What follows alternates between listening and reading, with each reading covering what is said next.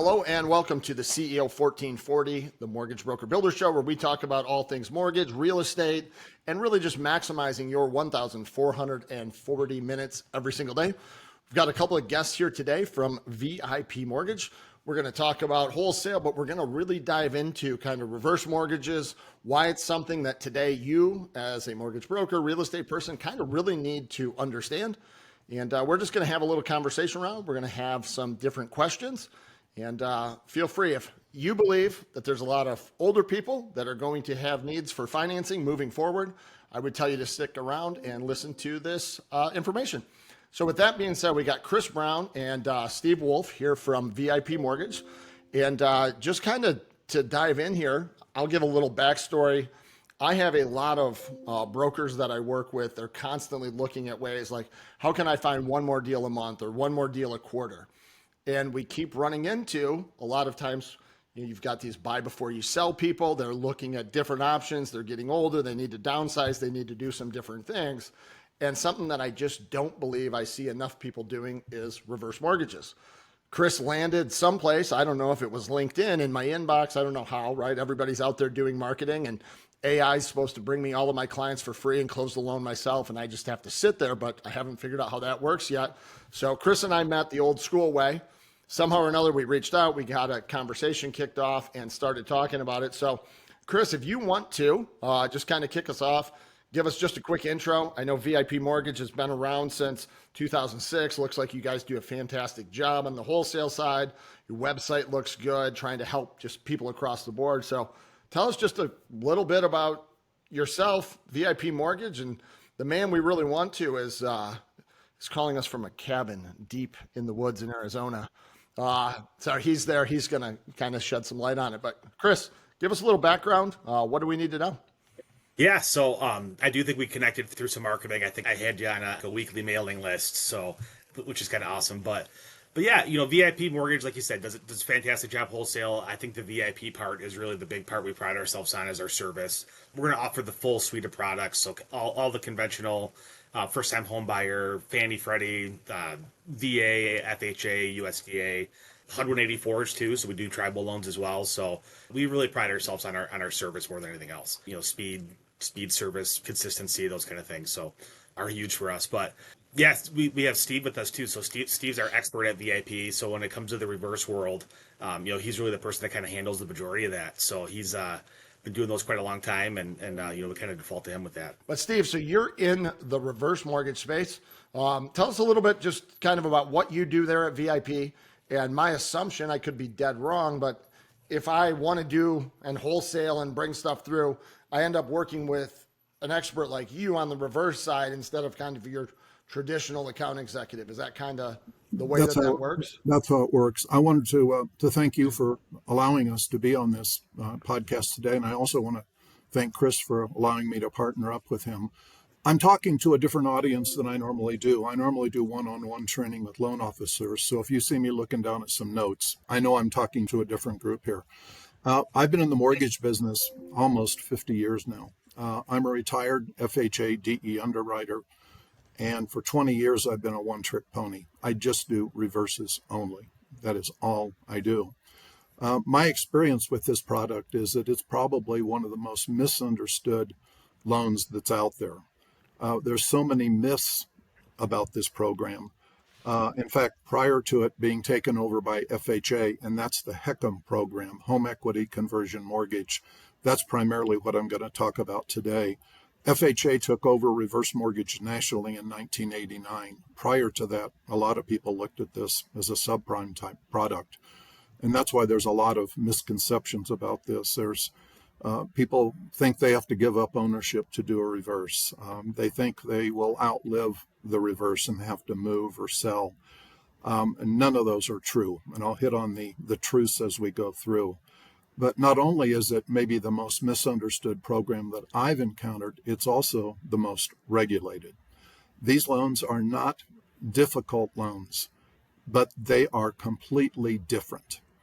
And if a forward loan officer wants to get involved in the reverse mortgage world or space, they've got to kind of rethink the process. They have to rethink how we deal with seniors. The loan is set up to not be a speed loan. There's a certain process that we have to go through. I think one thing, when Chris and I got connected, we both realized that reverses are a great talking point. A lot of people do not understand the product, and it's a way to open conversations. I look at it as a value-added product. If it works, I think the value added is there. And I think if reverses don't work for the client, at least you've opened up that dialogue and perhaps can go back to a traditional forward loan or traditional HELOC. Nearly everybody on this call will probably understand just fine 30-year fixed rate loans, how those loans work. Very few people I've found really understand the reverse from the beginning to the end game, what happens all the way through the process. My suggestion is people that are listening to this podcast either have to get themselves educated in this process, or they have to bring in a partner, a technical advisor, somebody that can answer the questions with them as those questions come about. Generally speaking, I've found, not only in retail but in the wholesale business, you really get one good chance talking to a senior. You've either got to make a connection with that senior on a personal level, or you have to make a connection with that family member that's calling on their behalf. They are skeptical of the program generally when they call. They are reluctant to even make that call. If somebody wants to get involved with these loans, they need to understand you can't do a reverse by email. You can't do a reverse mortgage by text. There's way too many pieces in the puzzle on this loan. The loans do pay well. Okay, the revenue is up to obviously the wholesaler, but the loans pay either really well or they don't pay well at all. And the reason for that is the broker comp is based on the loan advance that we make. If it's a purchase, it can be a significant loan balance when we start out. If it is a borrower that wants to refinance a free and clear property and wants to just put a credit line in place and doesn't want to draw against that credit line, we're going to have an insignificant loan balance at closing, and that's how the broker revenue is set up. 90% of the loans that are done today and they're FHA loans. 90% of the reverses out there are the home equity conversion mortgage.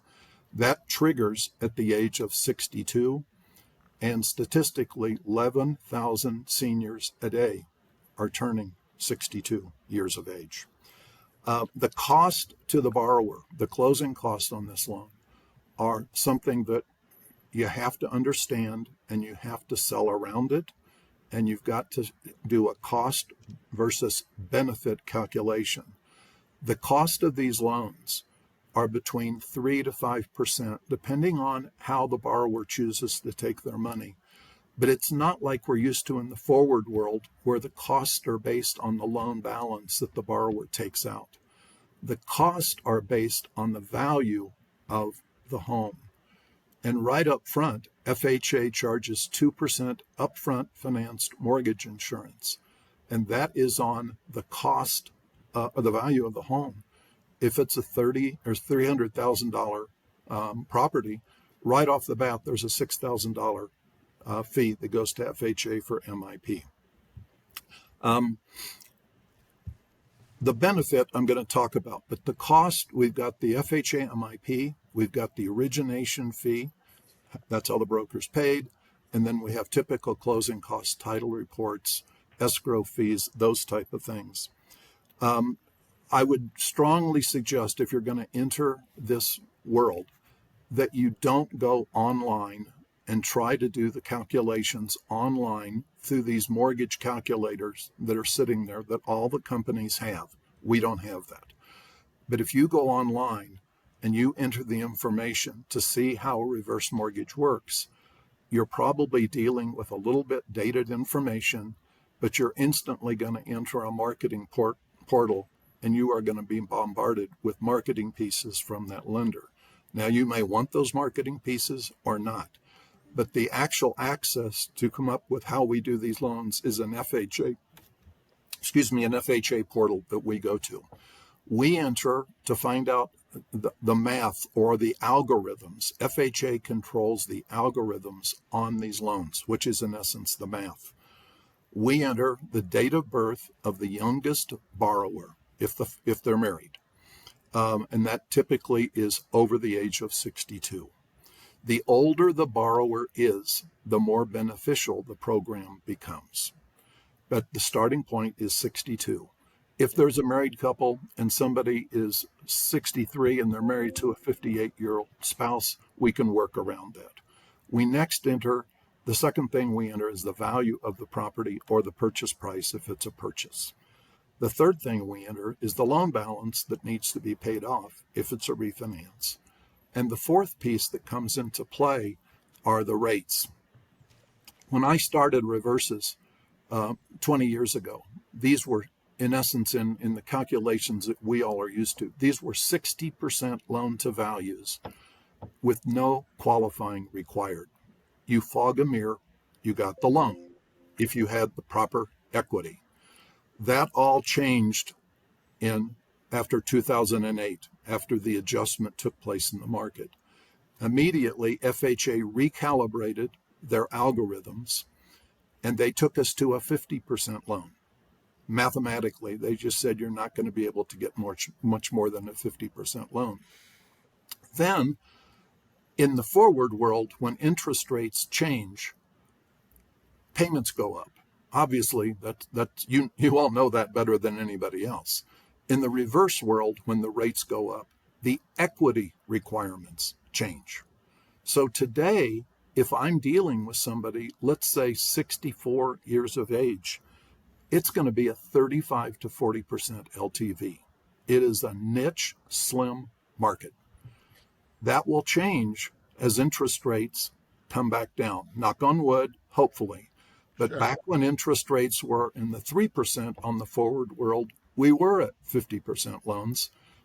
We're in the mid sixes now, and that translates into an LTV, age dependent, between 35 and 40% LTV, which means on a purchase, a person has to come in with about 60% down on a purchase to do a loan. And I'm going to explain why that still is a possibility. Hey, John here, not trying to sell you anything, coming at you with a bunch of hot commission breath. But what this is an FYI, letting you know that we do have a community where we have shared hundreds of posts, hundreds of sales scripts, techniques, tactics, different things to help you grow your business and maximize your 1,440 minutes every day. I'm not sure if it's for you, but it definitely could be for you. So go in there and check it out. CEO1440.com will take you to a place. You can join our free group, give it a sniff test. If you like it, awesome. We've got a lot of other things. We probably would like to sell you something, but right now, that's our gift to you. Get in there, check it out. CEO1440 will take you to a place where you can sign up to be part of our free group. Enjoy the rest of the show. Can we stop for 1 second and just kind of back up? So we're way down in the qualifying, how they're grossing up Social Security. We're way down the rabbit hole on the far end. Can we swing all the way back around? And so what I've got on here is probably a lot of mortgage brokers that are thinking about, is this even a path I want to go down? Yes. Right now, they're saying, whoa, this Steven guy's been doing this for 50 years and he's scaring the pants off me. I'm not even going to ever do it. So if we can kind of back up, who would Okay, I'm going to unscare them real quick. Okay. Can we just kind of you said one thing that I kind of gleaned out of here, right? If I'm a broker that's thinking about this right now and I'm looking at the market as a whole, there's 11,000 seniors every single day that become eligible. Well, Rocket Mortgage is not chasing after them. Maybe they are. I don't know if they still have any affiliation with One Reverse. I was an executive there when they bought One Reverse Mortgage and learned about it. We referred clients back and forth. But if I'm a loan officer sitting there today, the 11,000 people coming due, you said, it's a good conversation starter. People can do purchases here. They can do refis. I know that you can pay a reverse mortgage forward, but if I'm a loan officer sitting out there today thinking about maybe adding this to my thing, convince me that it's not a terrible idea to do it. Okay. I think there's two different calibers of wholesale lenders that do reverse mortgages. There's the big guys. Those guys are dealing with experienced loan officers. They don't expect anything from the wholesaler except to buy the finished product. That is from the beginning. VIP is a completely opposite end. We hold the broker's hand all the way through the transaction. Even from the point of all day long, on behalf of the brokers, with the brokers on a conference call or a Zoom call, I will talk with the individual borrowers. I will talk with financial planners. I will be the technical wingman for anybody that wants to start this loan, because there's going to be so many questions that the consumer is going to have, that if the loan officer is just getting started, I don't think it's healthy to say, I got to get back to you. I've got to get back to you. I don't know that answer. If somebody can be brought in and be that wing person for that person on that initial or second phone call to answer those questions about what happens at the end of the loan, how do we get started, that's where VIP specializes in holding the new people's hands as long as they need their hands to be held all the way through. We will do for that loan officer that wants to get started. If I have those 4 pieces of information, I have date of birth, I have value of the property, I have loan balance, the rates populate, I can, in a matter of very short period of time, see if the math works for a reverse mortgage. I think it's really important, John, to not debate the pros and cons of a reverse mortgage if the math or the algorithms don't even work out. I have many people that contact me and they have an 80% loan right now, 80% loan to value. They want to do a reverse. There's no reason to debate whether a reverse is the right product or the wrong product for them, because if they can only get a 40% LTV and they already have an 80% LTV, why dig down deeper on the pros and cons, if that makes sense? Sure. But we will do that initial scenario quickly, up front, right, personally. We will do it. Once that happens, John, if the math works, the algorithms are a fit, we will then personalize the proposal to that borrower in the broker's name. We will send that proposal to them with instructions on how to get counseled. And I will help with that process as well, because everybody that does a reverse mortgage has got to be counseled by a third party. We'll do the application. We will do the disclosures. We will help order the appraisal. The originating broker needs to accumulate the necessary documentation, Social Security award letters, etc. They push those back to us. We then send that to our underwriting, our closing department. We fund the loan in the broker's name. We, in essence, will hold their hands all the way through the transaction so that they don't trip up, and it gives them the confidence to do this loan. So they don't have to sign on to become a TPO member. They don't have to sign up with. They've got to be with VIP. They have to be with VIP wholesale division to do this. Okay, so it's not just sending the 4 pieces. There's a procedure before. So if they're thinking about it, the questions that I get when I mention reverse mortgage, people say, I don't want to do it. I have to get extra bonds. I need to have additional insurance. My E&O insurance is different. It's too much work. It's too big of a pain in the butt. I'm not filling out another set of documents for another wholesaler that's just going to bombard me and try and sell me DSCR loans. Those are the feedback I get.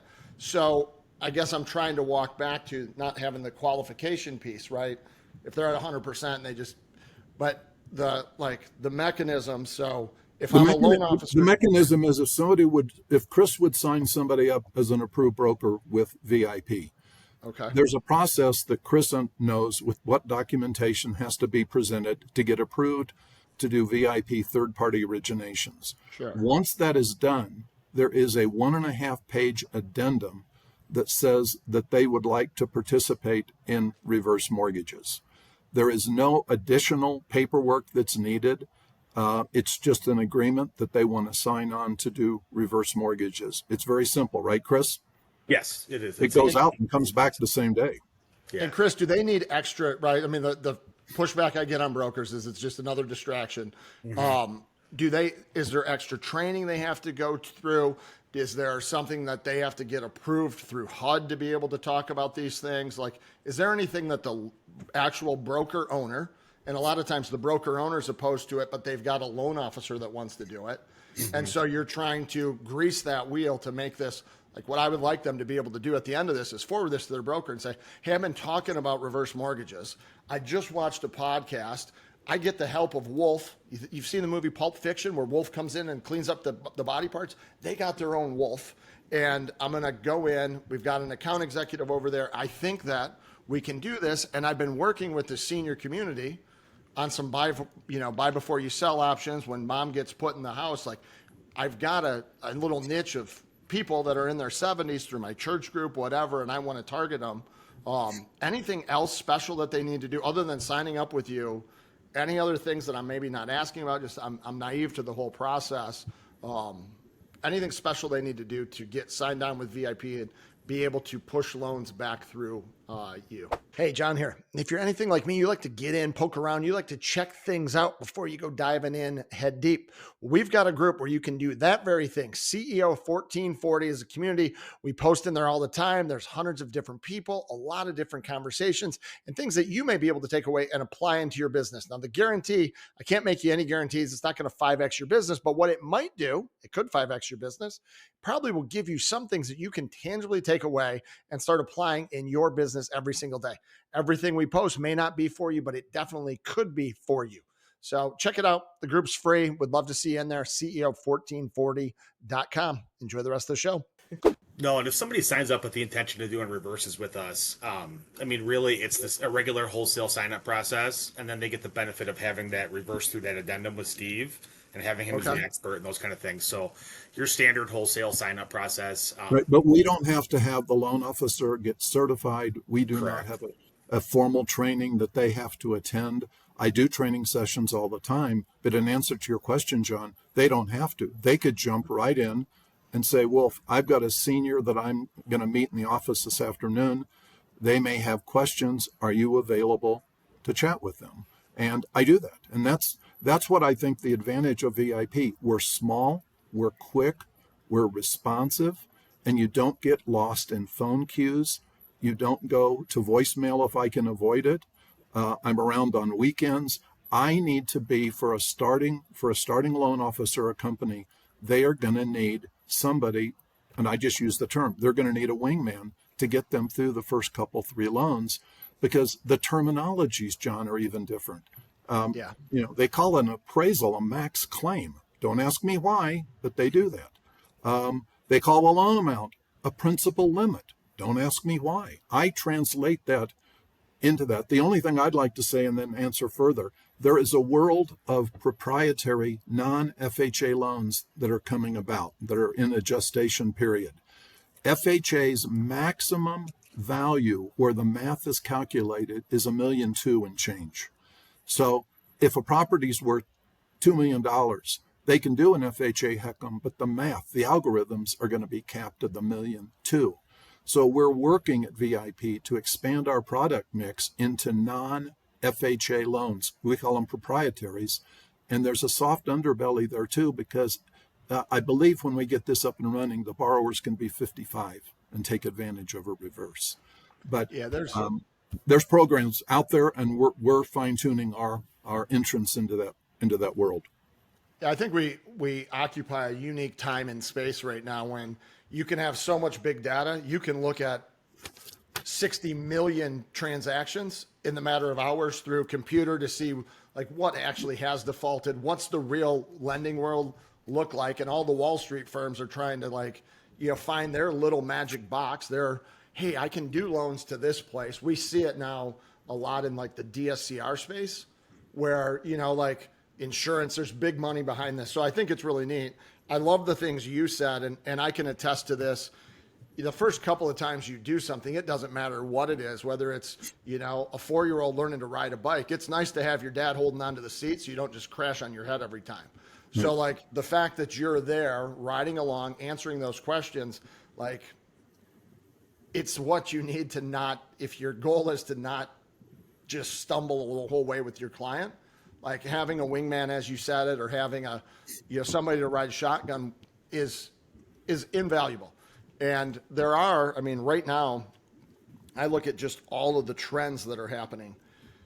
I mean, a massive amount of the equity in the homes, just across the board, are in the baby boomers. They own all the houses, and there's going to be, I call it a silver streak, where that equity is either they're going to try and find a way to stay, live there longer, do different things. They don't want to run out of money. Like reverse mortgage becomes a very viable solution there.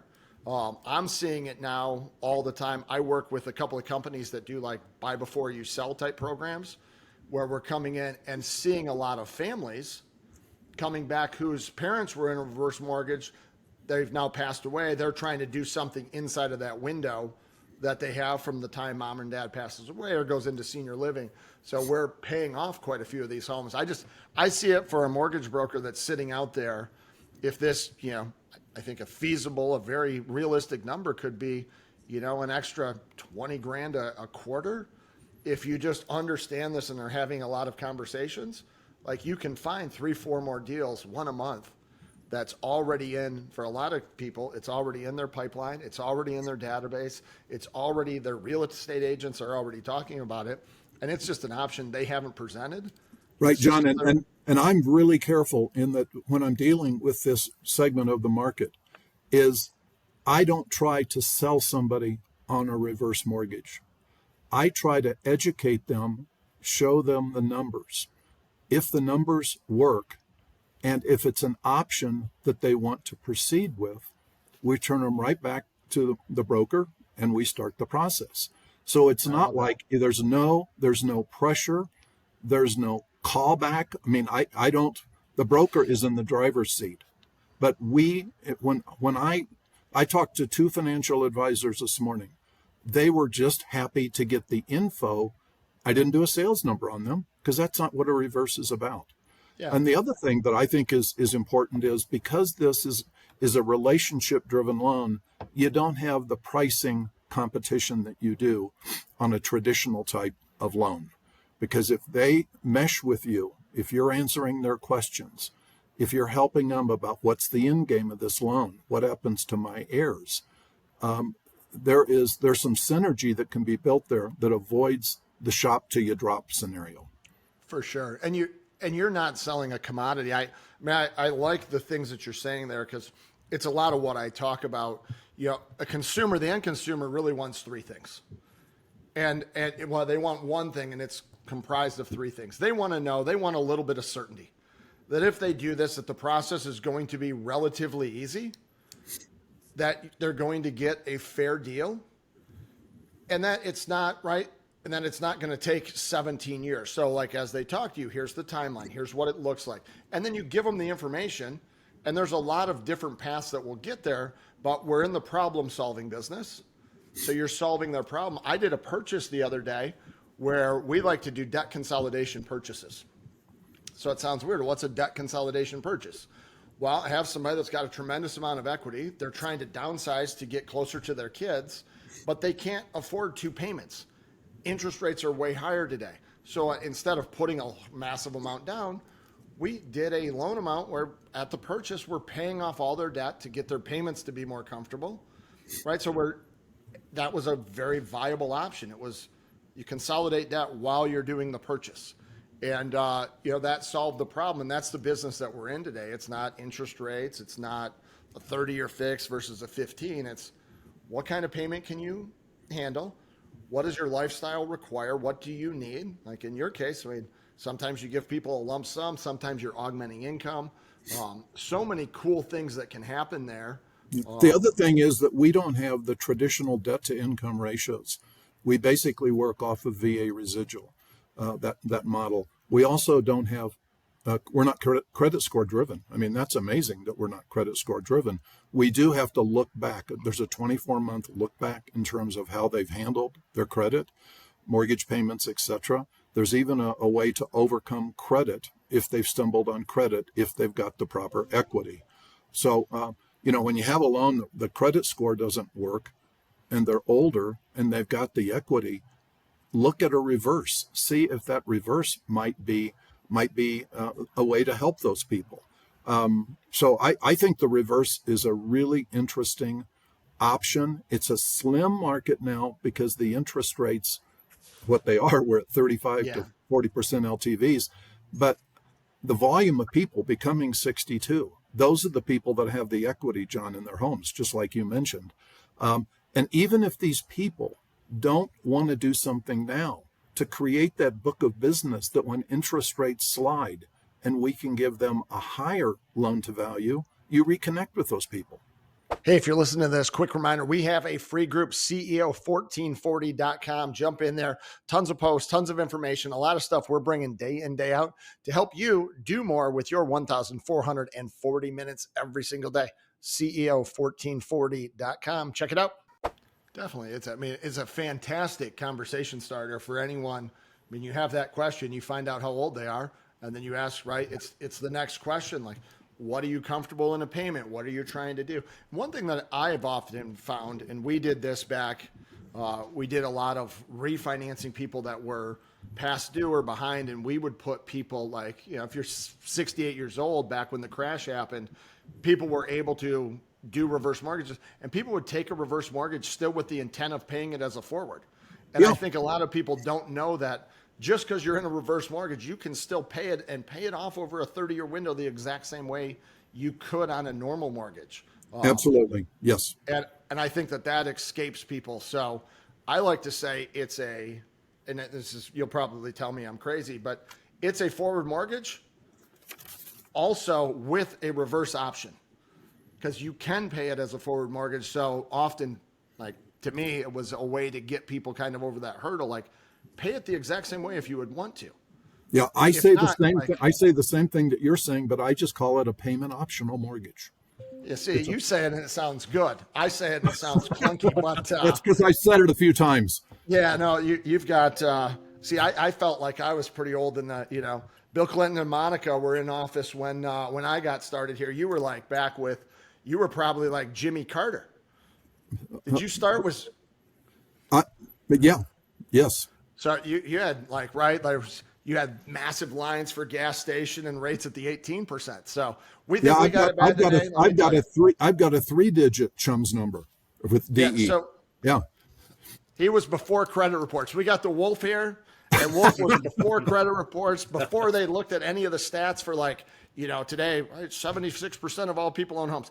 Didn't even measure the stat back then. I got an interesting stat that I'll just share with you that you might find pretty unique as you're out there just talking to people, and we look at that 11,000 seniors every day. A lot of these people would fall into that cohort. There was a study done back in 1979 where they took a cohort of people, right? Men, women, all races, creeds, kind of mixed them together. And they looked at this group of people and they put them in this group. And I don't know who did it. You can find it. But they then tracked them from 1979, and it was 15 to 22-year-olds. They tracked them through 2016.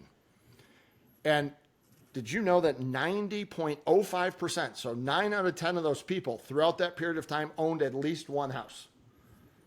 So, right, so as you're just walking around, if you think about it, 1,100 seniors a day, probably 90% of them have owned a home at some point because they would fall right into that cohort.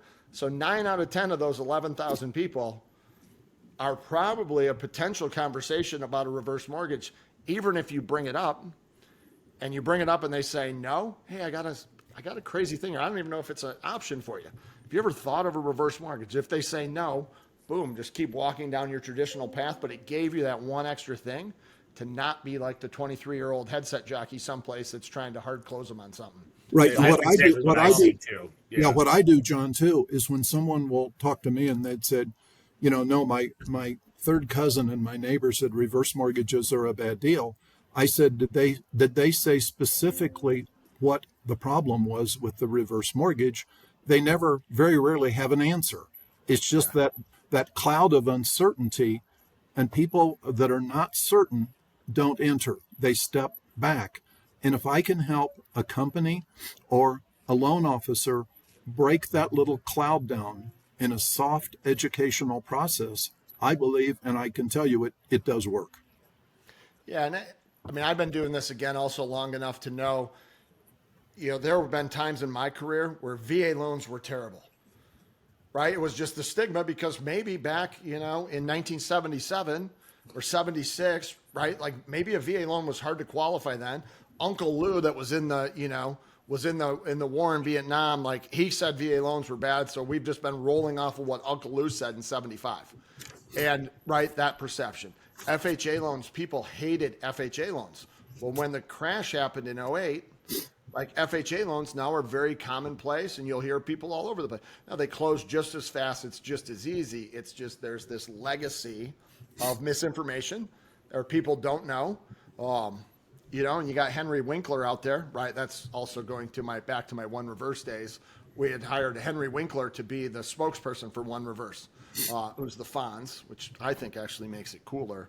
But I do believe there is just a lot of misinformation. So if somebody's sitting out there and you don't know a lot about, like, let's just say they want some basic info as to whether or not, like, do I want to go down this path? Is this something that I want to try and start focusing on? I think it's a way under-tapped market. Where would you send them just to start? To me. Like, just send them over to you, like get with Chris. Yeah. And I'm jumping in here. They don't have to sign up initially with VIP, TPO to get a conversation with me. I am very happy to do that.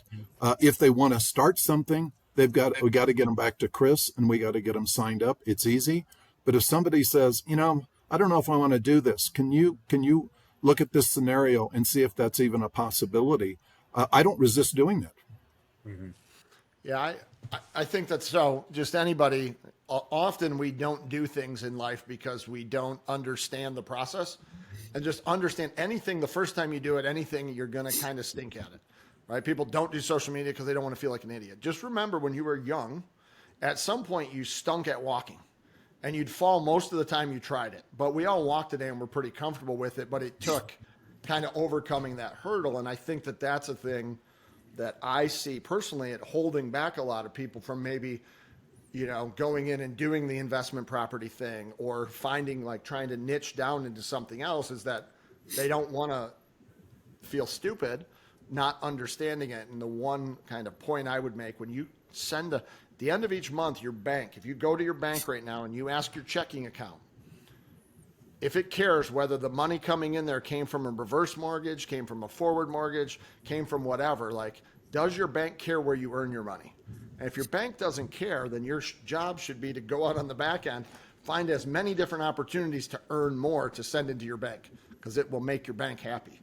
So reverse mortgage, if it's not something that you understand, you want your bank account to be a little bit more happy. Our man Wolf here has told us that 11,000 seniors become eligible every single day for this product. And you don't have, Zillow's not out there trying to target them. The Big Red Machine and Rocket, like these big companies aren't out there attacking them every day. You could have a niche where, like, I see it as a great spot. So I think it's really cool what you're doing. So you work with a lot of loan officers. Give me the profile of the loan officer that does, like, I'm sure when you have these conversations, you probably have been doing it long enough to say, this loan officer, like, I'm going to talk to him, I'm going to give him my full spiel, but they're just not going to get it. Like, they don't. What's the profile of the loan officer that you see that does this and does it really well? They've got to be willing to rethink the process, because we don't run in the same fast track that a forward loan can run in. I'm sure Chris can, how fast can a forward loan go, Chris? I mean, you can get a CTC technically enclosed within, 8 days. We're seeing about 14 days where we're at here. So 14 to 16. No, I understand. So a loan officer that wants to close a reverse loan in 14 days is going to be disappointed. This process is a slower process because it's senior oriented. It basically takes a loan officer that's willing to have a conversation personally, not by email, because it will never work trying to answer these questions by email or text. A loan officer that's willing to have a conversation, establish a relationship. It doesn't take a special loan officer, but it takes someone that is willing to rethink and get out of the forward lane if that works for the customer, because it's a different process. Yeah, can you just walk me quickly through? I know I've worked with a title company that did a lot of business with in the reverse space, and they would actually offer something to their loan officers where they would send a notary out to sign the documents with the client up front, and then would come back in, then begin it. Can you just walk me through, like on the customer side? I know that there's like they need to go through some kind of course. Like they have some stuff they have to go through. I think there's some different documents that are signed up. What's just like, not going deep in it, but what does it just look like for the consumer? They sign an application package or? Okay, for the consumer, the first thing that we do is, and I think every wholesaler does it the same way, but we would send them a formalized proposal with their numbers, quote unquote. In that package is a counseling code. That counseling code is what, when the borrower has to generate a call to a nonprofit FHA counseling agency, the cost of that is generally about $150. The lender cannot pay that. The borrower goes to that counseling by phone. They call up the counselor. It's not like a Jerry Lewis telethon. You don't call and the counselor's sitting there ready to take your call. You call, say you want to be counseled for an FHA HECM loan. They will suggest a time to call you back. That computer code that the borrower gives to the counselor lets the counselor pull up on their laptop the numbers. Okay, so the counselor is seeing those numbers, and the borrower may ask that counselor any questions that they like. The counselor is trying to get a handle on whether these people understand the big picture. Are they competent to at least understand there's going to be an appraisal? They're still going to have to pay their taxes and insurance. It's a very simple 20-minute conversation. The counselor then issues a counseling certification directly to the borrower. It goes to the borrower. If the borrower requests that an email copy go to the lender, it goes to the lender. Once we get, or the broker gets, the counseling certification, we may start the loan application, and we may start the loan application by DocuSign or wet signatures. And if the broker wants to send a notary out to the borrower's house, they can certainly do that. Or DocuSign is a lot of people want to do DocuSign. They don't want to sign 50 pieces of paper. Sure. Then once that happens, they're given a list of documents from the broker that we help with. Here's what you need to get back with us: your Social Security benefit letter, a copy of your Social Security card if you have one, and we have options. Most of the borrowers are on very limited income. Most of them are on Social Security. And because we use VA residual, unless they're terribly indebted, the qualifying process is fairly easy. It's the equity that we've got to have to make the train run.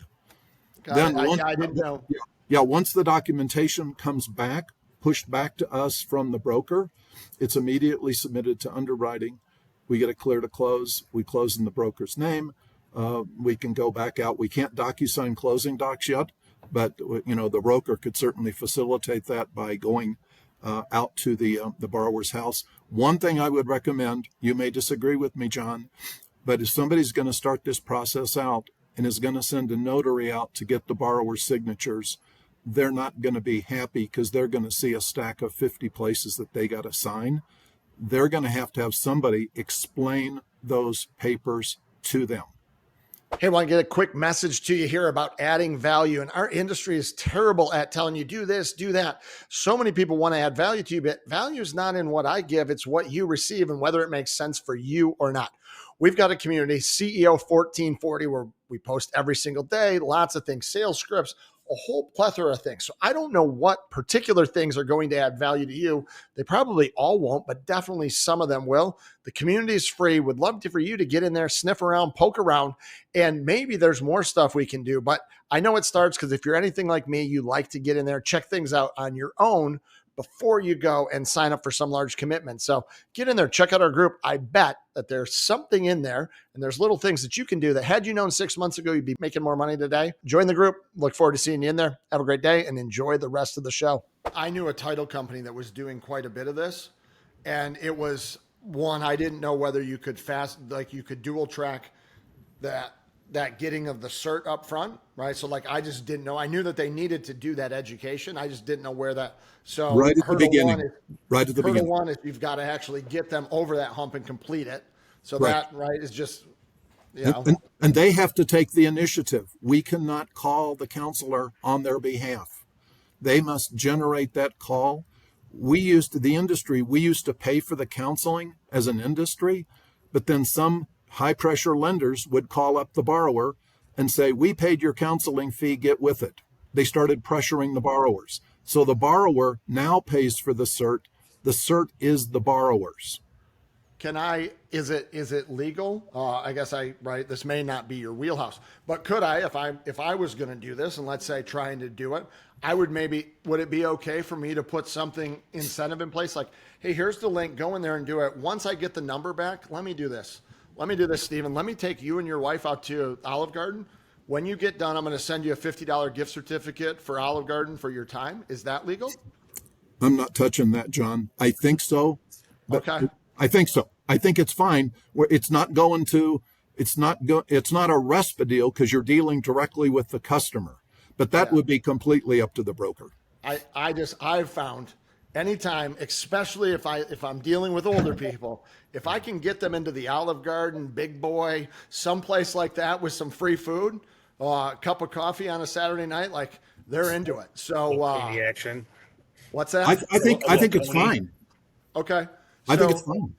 So again, anybody listening, start looking at creative ways. How can I do this? Okay, hurdle number one is I've got to have the conversation. I got to get with Steve. I got to figure out, does this even make sense?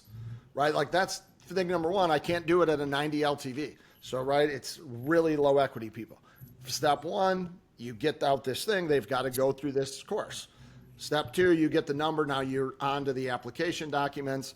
DocuSign, however, that's very similar to the mortgage process. Probably the rest of that middle chunk is somewhat similar to the mortgage process as a whole.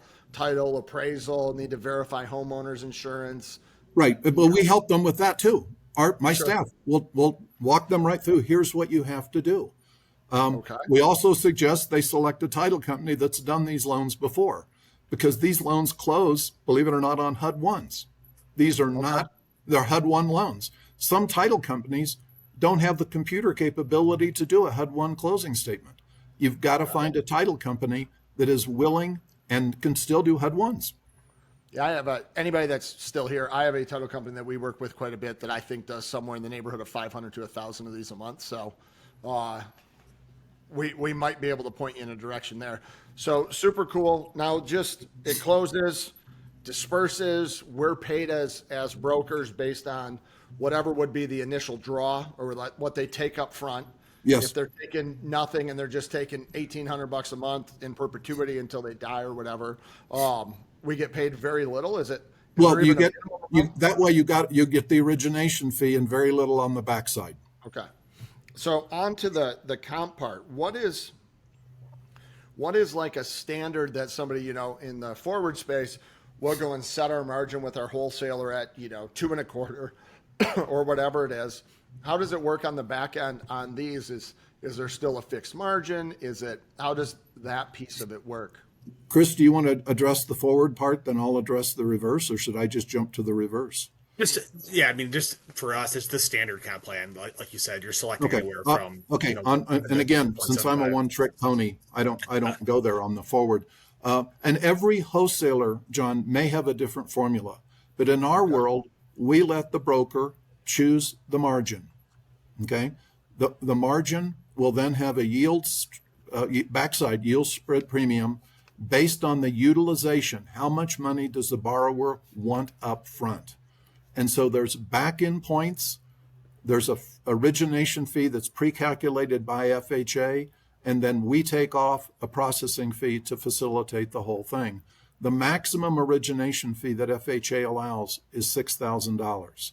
So at the very least, if you don't start giving away the ship right off the bat, and I don't think a broker needs to do that, even if the borrower doesn't take a lot of money, there's at least $6,000 there less a processing fee. If it's a purchase and it's a big loan amount, there's going to be yield spread premium on the backside plus the origination fee, and it can be quite profitable if the borrower is taking a significant draw or doing a purchase.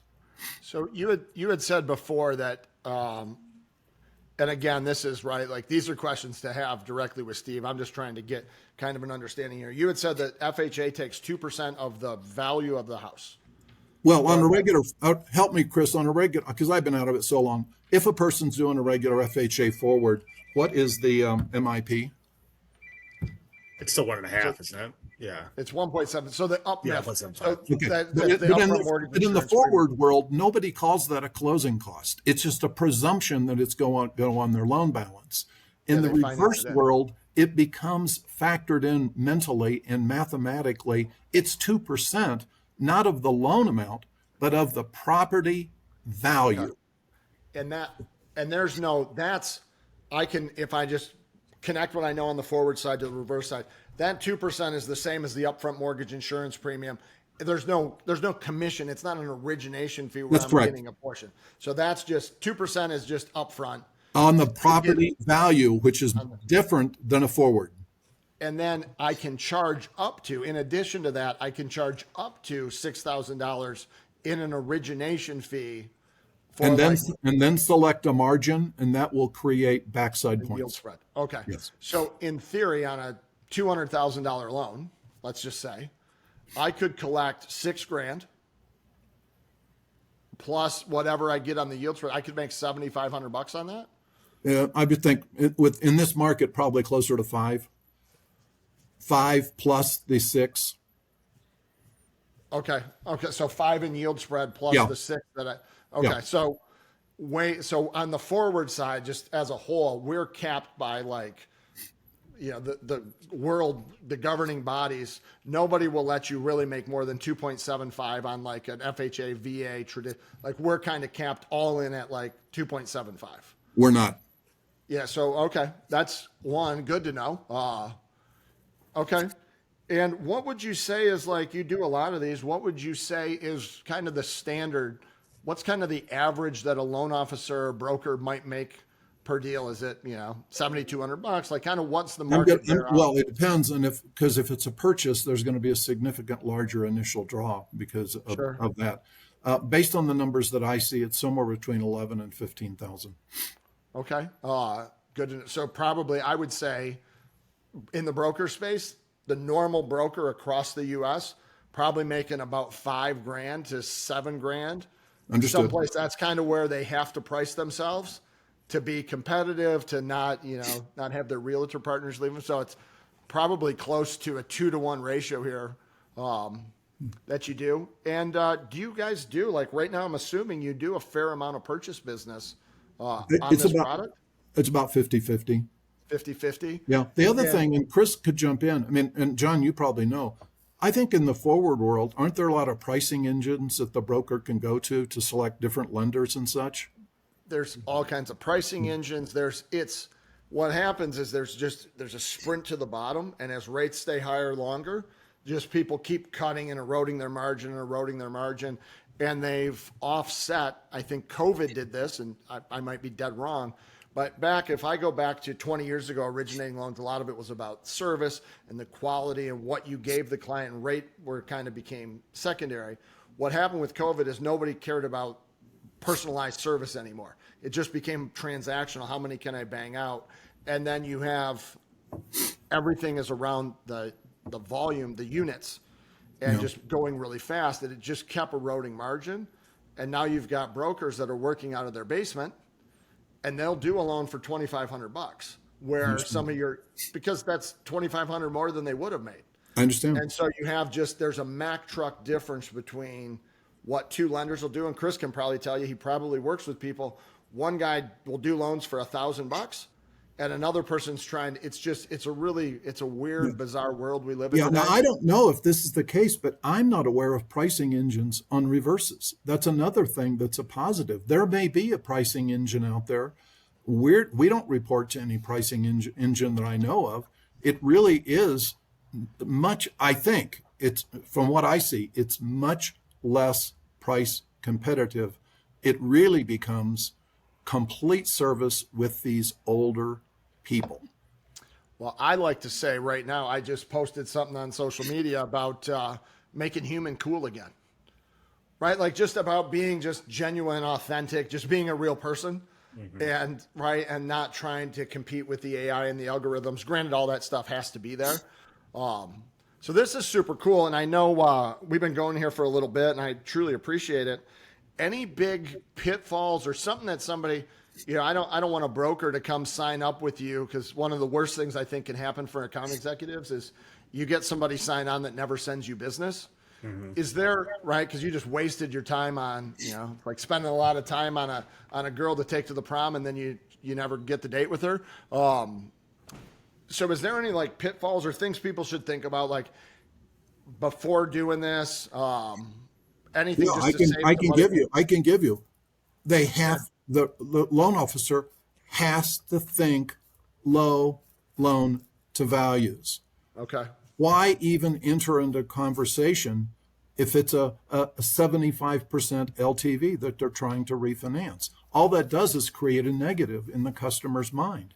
So all I need, and I think all any reverse lender needs, is a borrower's name, just so we can track it in our system. We don't generate a call to that person, but if I get 4 calls from a broker, I've got to somehow identify those files.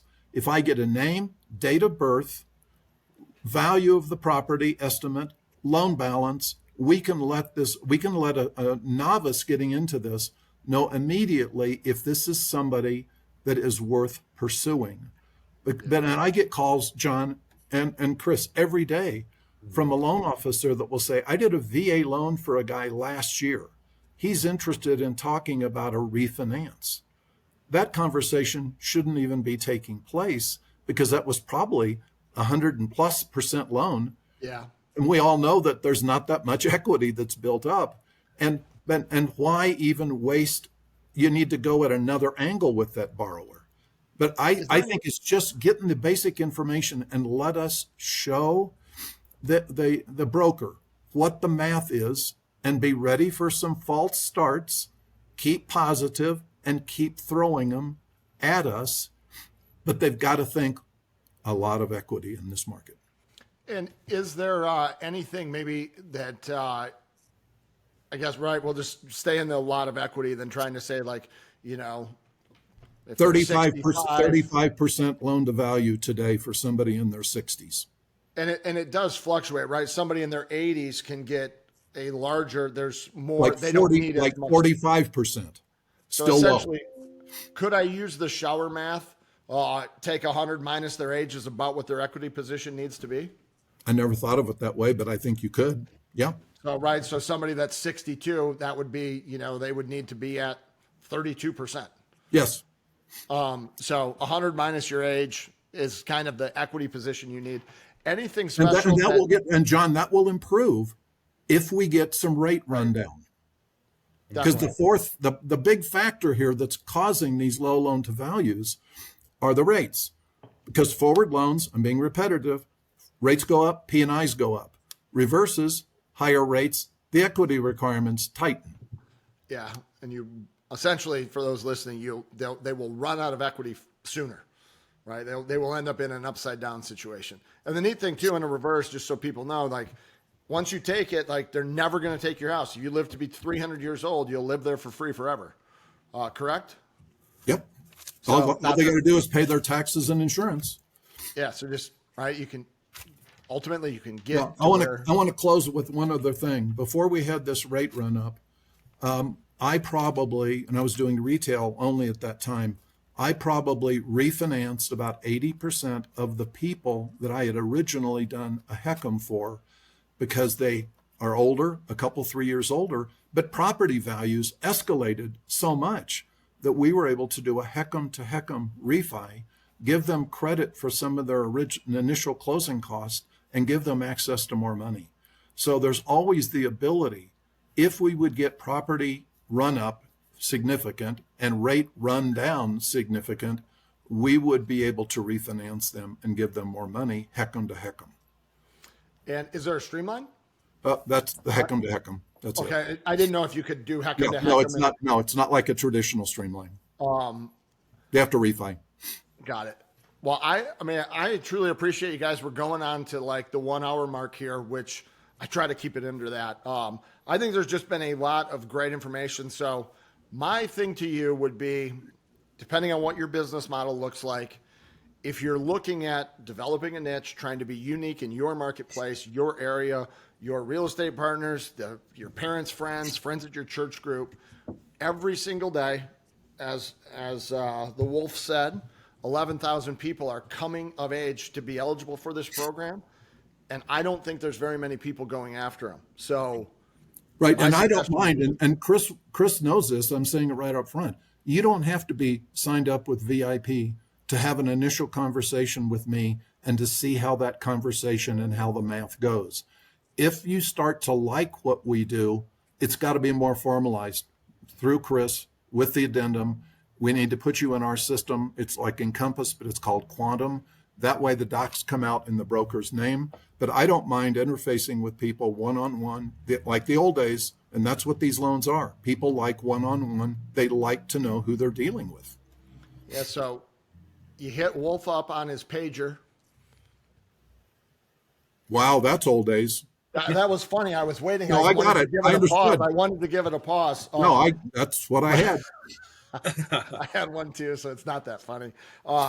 You hit him up, and he'll walk you down the path. Just understand, there's a lot of equity there. This is a conversation starter for a lot of clients, and people want certainty, right? That you're the right person to help them make sure that they get in a good program for them, that you solve their problems, that the payment's affordable.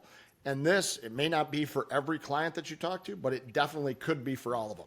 So every client that's 62 plus, I don't know if it'll work for them, but it could be an option. If you're not presenting them, you're not giving your client everything that's out there. It's a great value-added talking point.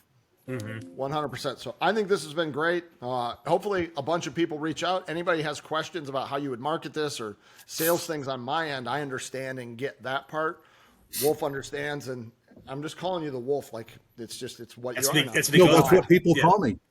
Yeah. That's what people call me. And I think of the movie Pulp Fiction. Have you seen it? Yes.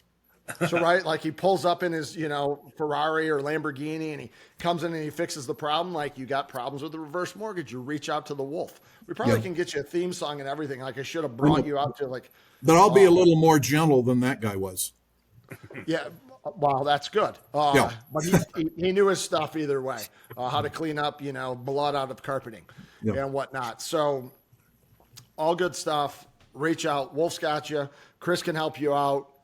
We've got a lot of things here, but if you want to do more business, close more loans, and help more people, I believe adding reverse mortgage into your repertoire, put it in your toolbox, I think is something that can definitely do I have the ability to give out my email and phone number here? You can give it all out, or it will be in any, go ahead, shout it out. We'll also drop it in the show notes. If someone wants to call me, it's 520, I'm in Arizona, 520-975-1900.